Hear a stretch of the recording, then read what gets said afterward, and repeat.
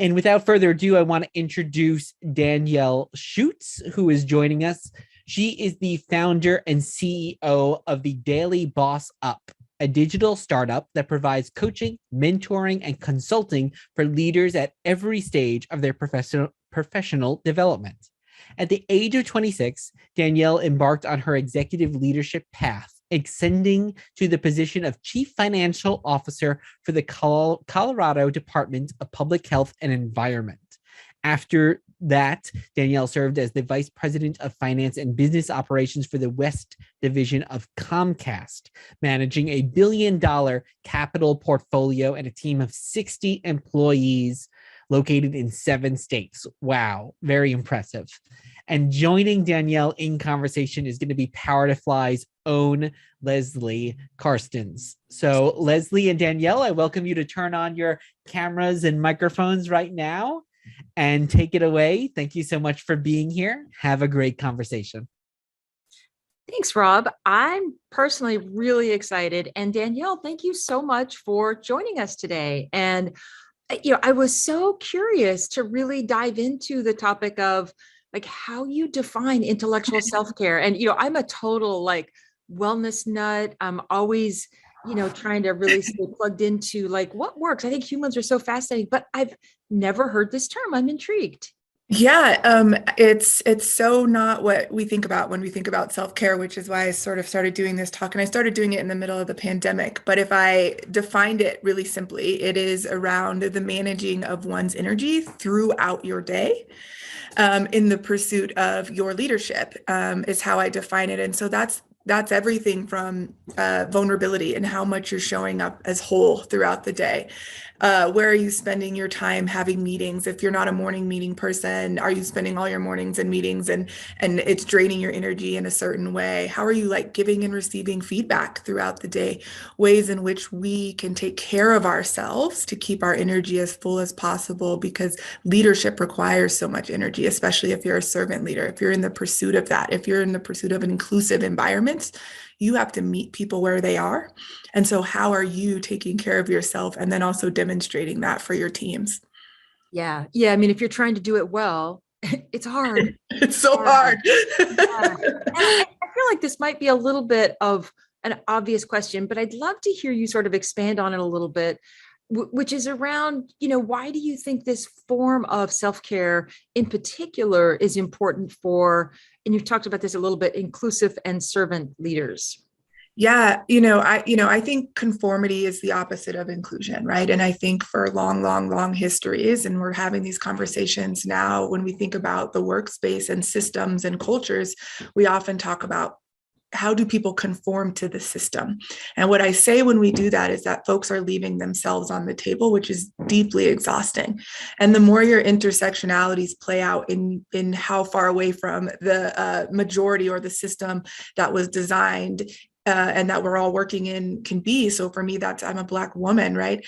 That's an intersectionality that makes conforming, because of my particular lived experience, it costs me a lot of energy to conform. And so inclusivity is the opposite of that. It is we, as much as we can, allow folks to come into space as whole as they can be. And so we have to demonstrate that as leaders. No one will do it. You could say it all day long if you wanted to, but if you don't come into the room and practice vulnerability, if you don't come into the room and tell your story, practice transparency, and people don't see you as authentic, it doesn't give them permission to be the same. And if we don't know who people are, how could we ever achieve inclusive working environments? So for me, it's the first step in how do you create inclusive environments for leaders, and it's practicing the intellectual self-care of vulnerability, which is really, really hard. It's the opposite in most cases of what we're taught to do when we're leading other people, especially women. Yeah. Oh my gosh. Yeah. I know you said that and my stomach kind of churned a little bit. Like, oh gosh. Yeah.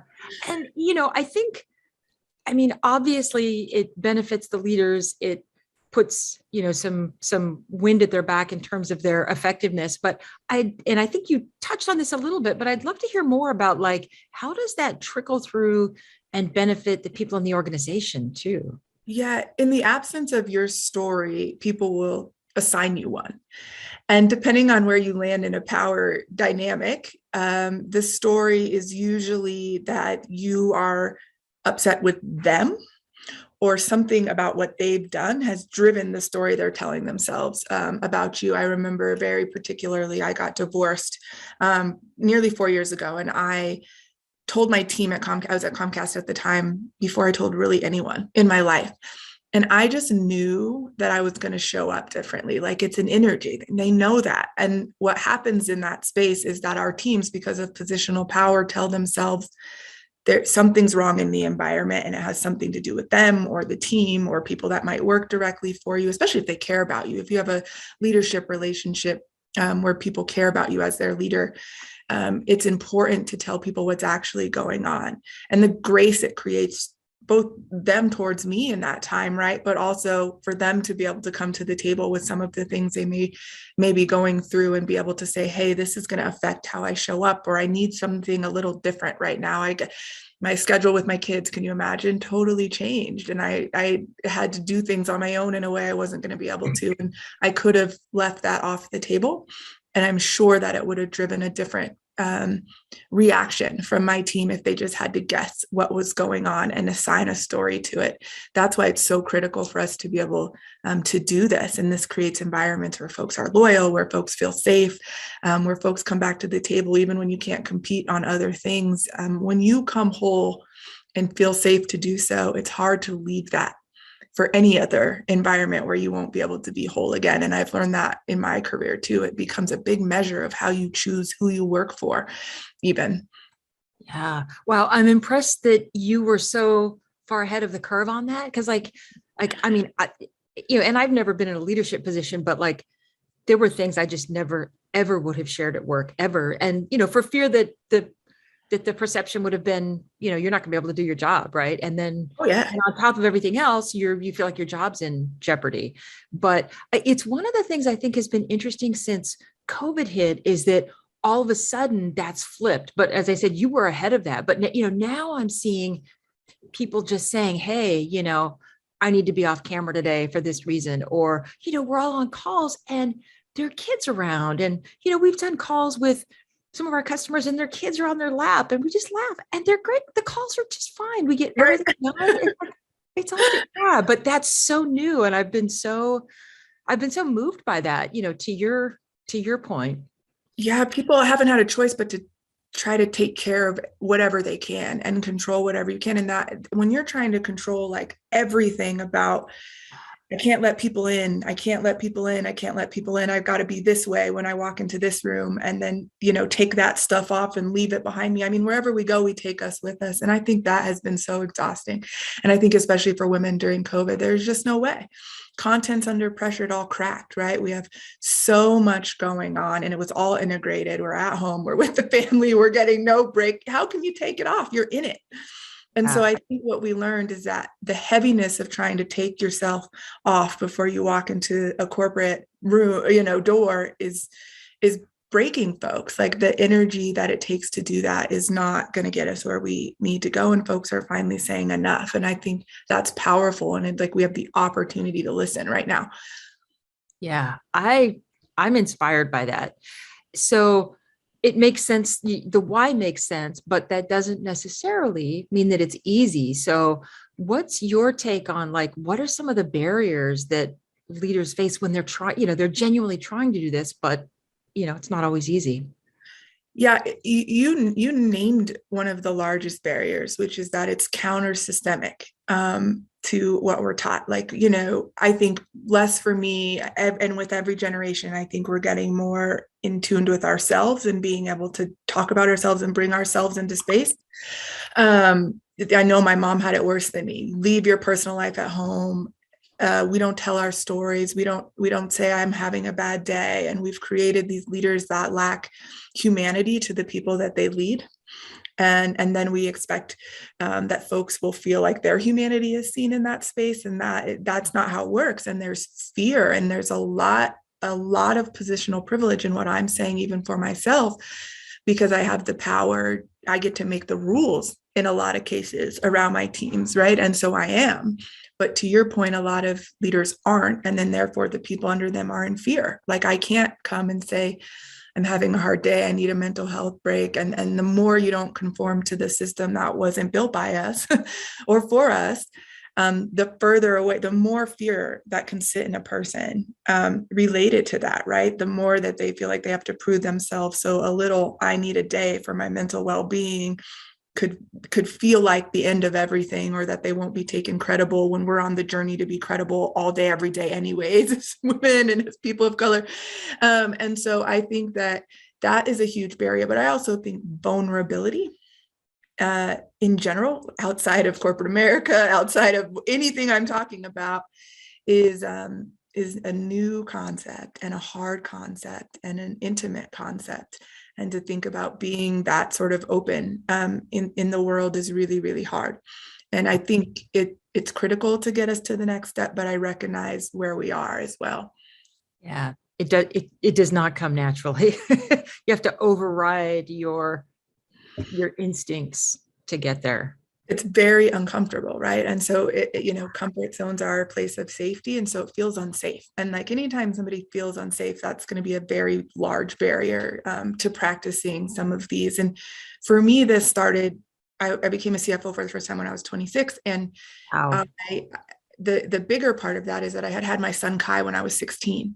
So Kai's a sophomore in college right now. He's older than I was when I had him, and I hadn't told anybody in my career. So this was like a completely separate part of my life. Wow. I left it out. I didn't want people, all the things that we were just talking about, I didn't want people to think I was inexperienced, irresponsible. I didn't want them to talk about that or let that be a distraction or do the math and I was just failing at my first leadership job so horribly. And I remember writing in my journal, like, if you're going to go down, because I didn't have anything to lose. And I think that's where vulnerability can come into play. You're like, I thought I'd get fired anyways. Like, I really was not going well. And I said, just go down being yourself. And I remember telling my team that, like, hey, this is why I'm feeling so insecure. My imposter syndrome is so deeply rooted in, like, I'm always the youngest. I'm always, I'm the most inexperienced mom. I'm the most inexperienced leader. Like, it's just so heavy. And I didn't feel like I could share that part of my life. And I did. And they rallied around me in a way that, like, grew me as a leader and turned a corner. And so since that moment, I've never been able to lose sight of, to me, what leadership is and needs to be. And I would have failed. I would be in a totally different place in my career if I hadn't sort of had that moment where I'm like, oh, this is the job. Like, this is my job here. Like, this is a technical skill in itself that I have to learn to create space for folks to tell their stories and to bring their whole selves, and to recognize the way the things that are going on in our personal lives affect who we are in great ways. Like, I'm not a good leader in spite of being a teen mom. It's because I was a teen mom. There's so much about, like, growing up with your child that is so similar to leadership that I apply every day. But if I left that on the table, I didn't know how to lead people. Yeah. Wow. That was very moving. I love that. You talk about, these strategies being helpful for leaders, which makes so much sense. But, there's a lot of focus on sort of, co-elevation and, leading and leaning in from wherever you're at in an organization. So I'd love to hear your take on, how do people who, don't necessarily have the leadership hat, but still need to lead within their org, how do they, leverage intellectual self-care? I define leadership as a very simple thing. It's influence. So in some cases, your influence is in the org chart. That's actually one of the easiest places to lead because there's power involved there, right? You have a responsibility. And in most cases, it's not. In most cases, you have to influence people from this way or even this way, managing up. We've all heard it, right? That's influence. That's leadership. And that's even harder leadership. And so leveraging intellectual self-care is so important. And at the root of intellectual self-care is self-awareness. That's the work. Like, you can't tell somebody who you are if you don't know. You can't tell somebody what you need if you don't know. When I got divorced, answering what I needed was one of the hardest questions I've ever had to answer in my life because I've been in service to other people my entire life. I've been a mom since I was like 16, leading huge teams since I was 26. So you just didn't even know how to say, what do I need? So that when you get feedback, you can not let it be the feedback that you're spinning at night and not sleeping for 2 weeks because you don't understand it and it doesn't land with you. But you ask, what does that look like in my behavior versus my character, right? And you can navigate life knowing that your behaviors don't always serve you, but that you love the character underneath it, or can at least explain it to people. And that, it doesn't matter where you fall in an org chart, is so critical to leadership because your job is to influence. If you want to influence the culture you're sitting in and you don't know yourself, that's going to be really hard to do. It's hard to lead and create cultures that are inclusive and in service to one another if we don't know who we are, if we don't know the impact we have when we show up in space, our good and our bad. Yeah.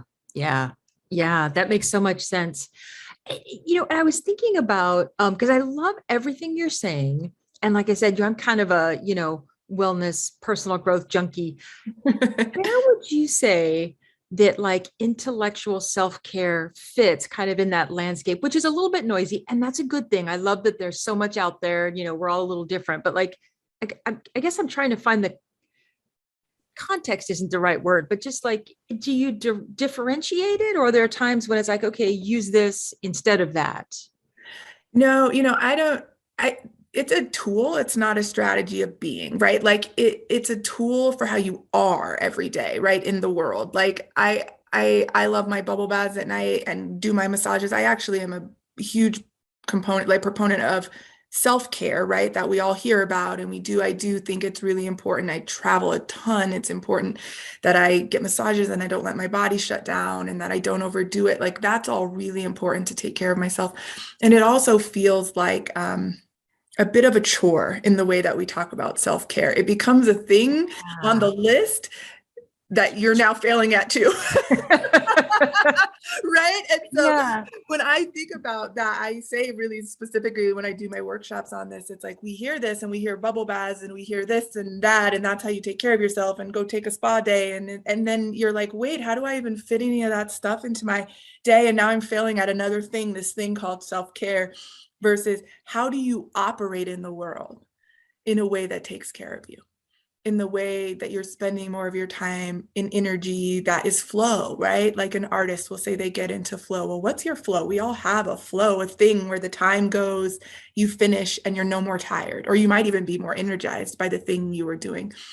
How do you do that more in your day, right? And there's pieces of our jobs that we can find that are more flow. This is a flow activity for me. So I'll smack like a facilitating a meeting or speaking in the middle of my day in order to just get back into a flow. And I know it'll energize me for the rest of the day. I'll really build even my calendar around that so that I can be taking care of myself as a way of living, intellectually keeping myself energized for the work. And it doesn't mean I always nail this. I have really hard days and my calendar gets away from me, but it's just a daily practice, as if you would practice meditation daily.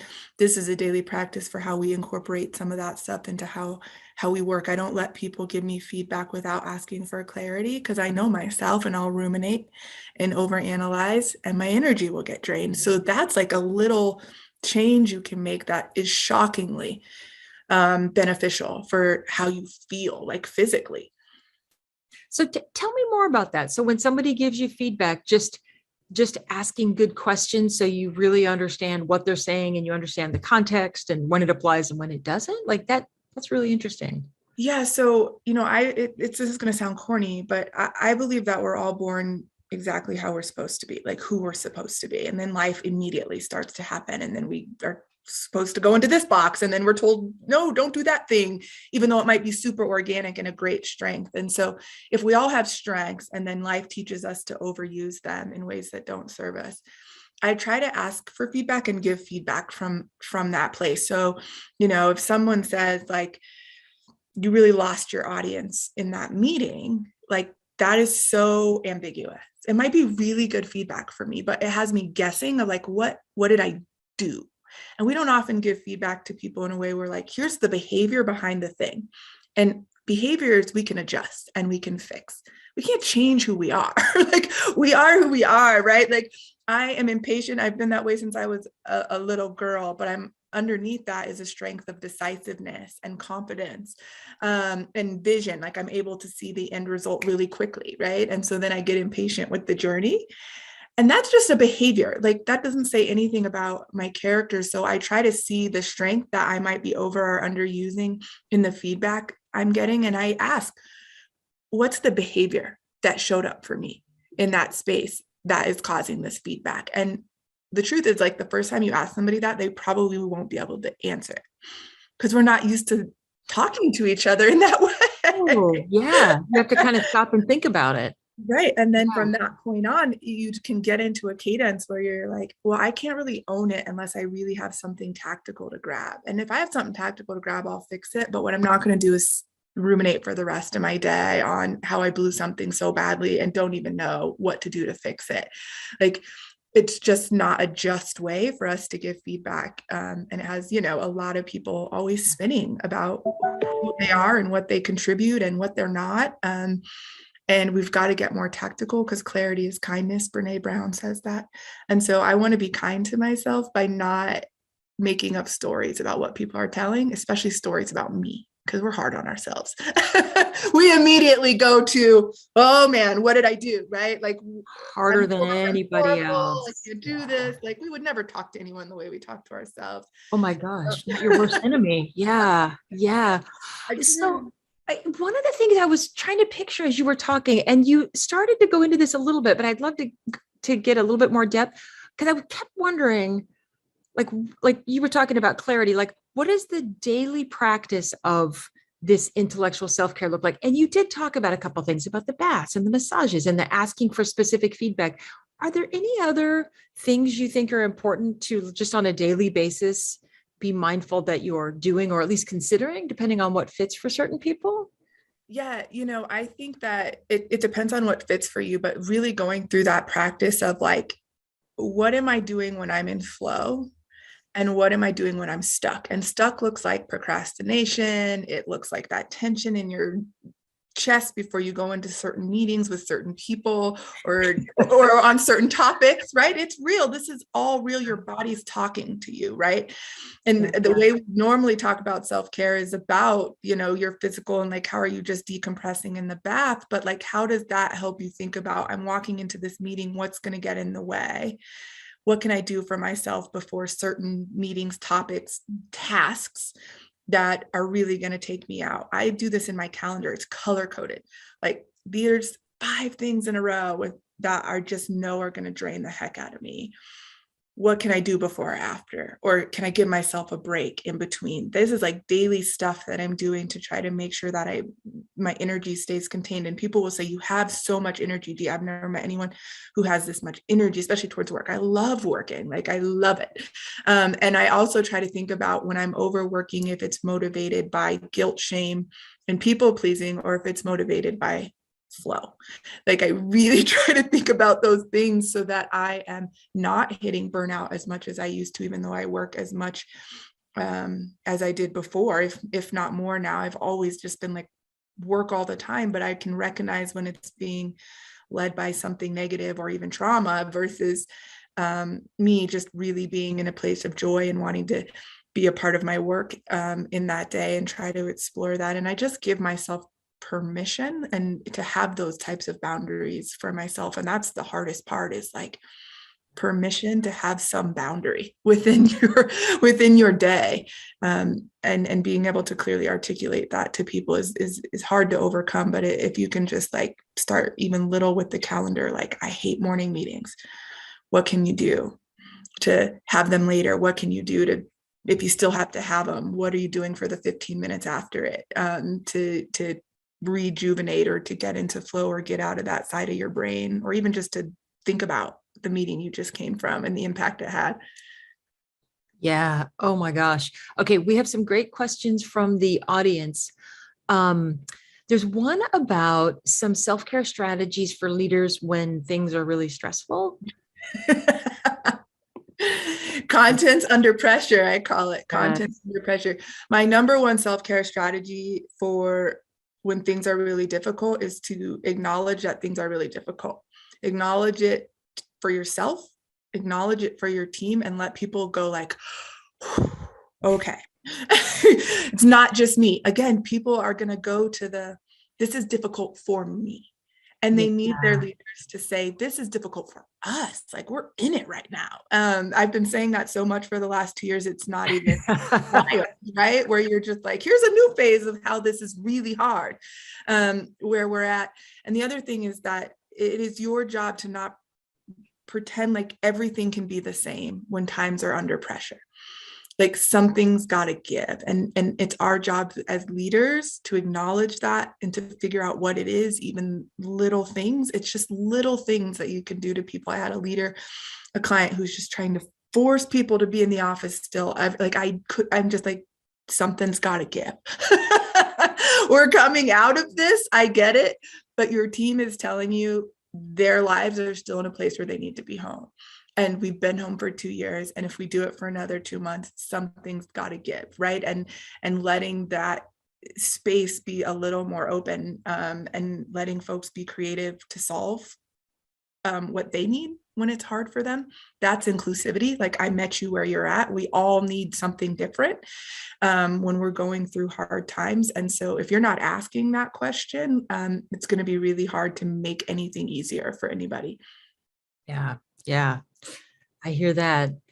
We have another question, and it is about your reaction to the idea that psychological coaching or therapy, and whether that's an essential part or maybe a advisable part of the support system as part of the development of leaders. I would, I won't go as far as to say everyone has to do it, but I would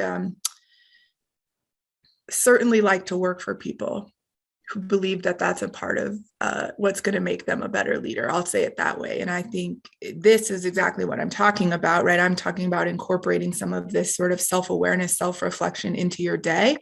But a therapist is such a great tool, unbiased tool, to have that. Many of my colleagues throughout my career, we actually share a therapist because she specializes in women and people of color and executives. And it's just been the most powerful experience to go to therapy in that way, and the particular things that are going on in our lives. And I think any, whether it's therapy or I have a meditation coach or whatever it is, where you have space for you, and you can do the hard work of self-awareness and accountability and vulnerability, and therapy creates that space. And if there's another way to get there, great, but that's the goal. And I don't think leaders can be great without it, without that space. And it's hard. You can get there. I think it also takes longer. I think you can get the self-awareness, but I think that path can be a lot longer if you don't have somebody guiding you, because you're just kind of flailing. Yeah. It's really hard to get there without some guidance and some safety yourself. Yeah. Because we're hard on ourselves. We don't tell ourselves the truth. Trying not to. Yeah. There was one other question about what are barriers to having this type of intellectual self-care become part of and I think you touched on this a little bit, but maybe just, dive into it again and elaborate further if you think it's relevant. But what are the barriers to having this become part of what we would think of as a normal environment? Somebody has to be the domino is the barrier. Vulnerability is contagious. So there takes someone has to be the courageous person, the one that's like, despite the fact that my real fears are there, and they're real, I get it. Despite the fact that my fears are there, I'm going to practice this today.